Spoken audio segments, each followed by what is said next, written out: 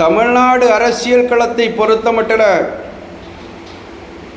அனைத்திந்திய அண்ணா திராவிட முன்னேற்றக் கழகத்தை மிக குறைவாக யாரும் மதிப்பிட்டு விடக்கூடாது.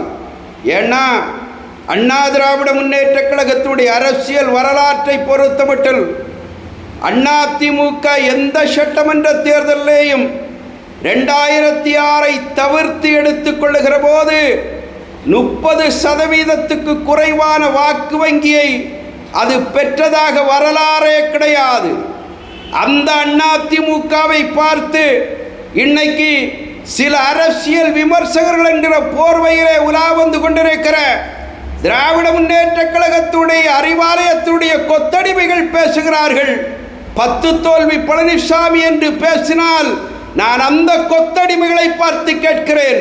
2011க்கு பிறகு 2021 வரை திராவிட முன்னேற்ற கழகத்துடைய அரசியல் வரலாறை எடுத்துக்கொண்டால் 13 தோல்விகளை பெற்றிருக்கிறார்களே. அப்படி என்ன 13 தோல்வி திமுக பேசுவதற்கு இந்த கொத்தடிமைகள் தயாரா என்கிற கேள்வியை எழுப்பி விடைபெறுகிறேன். வணக்கம்.